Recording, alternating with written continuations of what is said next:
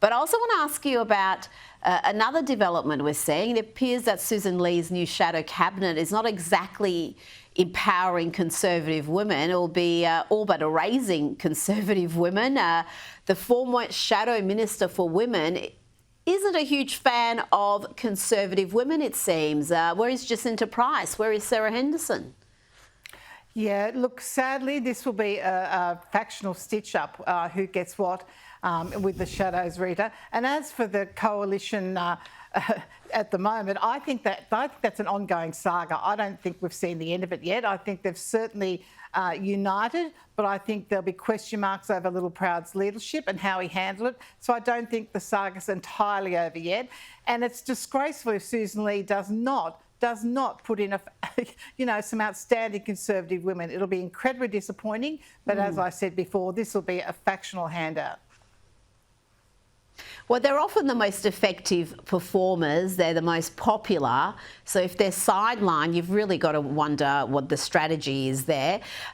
Meanwhile, we've got Senator Jackie Lambi. She's scraped in and will remain in the Senate, narrowly beating Lee Hanson, the daughter of One Nation leader Pauline Hanson. This is for the race for Tasmania's 6th Senate seat. Yeah, we're going to look forward to more of this. So when it comes to the tech billionaire, like I've already said, I think he's a social media knob with no social conscience.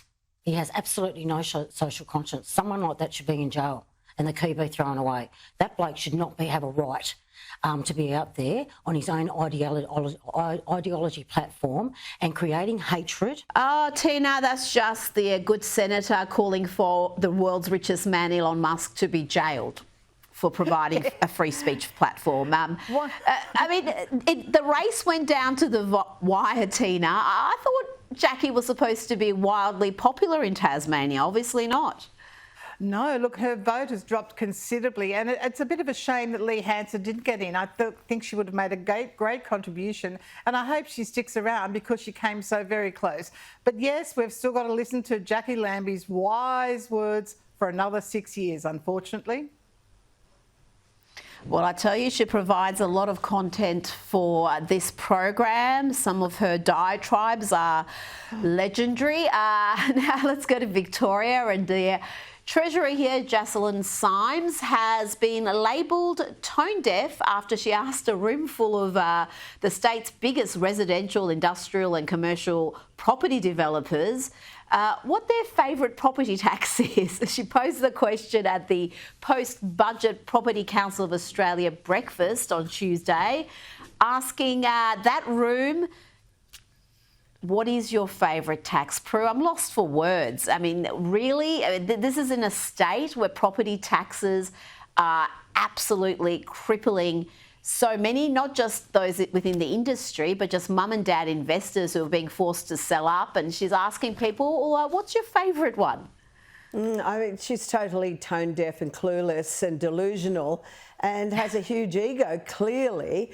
I mean, to us, that room is, well, just the most astounding thing you could ever expect to hear from them. But Labor, I think, are so used to taxing now and, of course, spending, and that's why they need to tax so much. They don't have any idea that, you know, they're killing this industry, not just the property industry, but the whole energy industry, which impacts on every other, you know, business in the state. So it's just another example of an incompetent government and incompetent ministers. I hope someone responded that there's just so many to pick from. Well, that's true in this state. It really is shocking, Tina, because it is having such a dramatic effect on every level. We've had, I think, 1 in 4 mum and dad investors selling their investment property in the last few years because they can't cope with the land tax, let alone all the other impositions.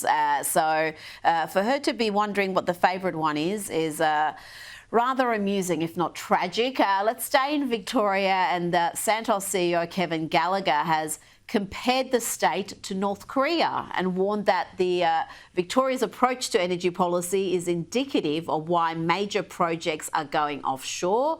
He was speaking at an oil conference in Brisbane, and Gallagher said, "If I think about Queensland, South Australia, Western Australia, these are very supportive, very development-friendly jurisdictions. Victoria, North Korea, their states different altogether.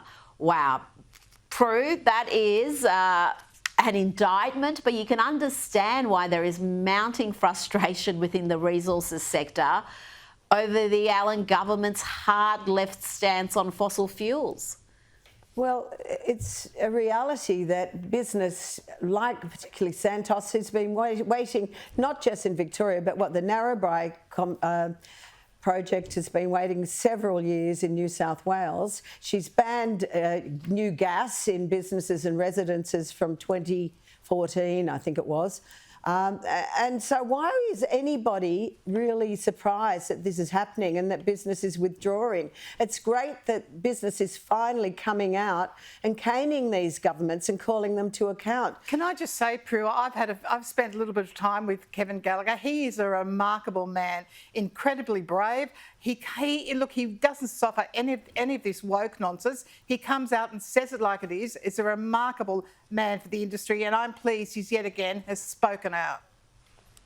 Yeah, just like he's right about Victoria because Victoria is the most gas-dependent state in the country, and yet we've got policy settings here that are just mad and not just frustrating the resources sector, but creating, Tina, all sorts of uncertainty for investors.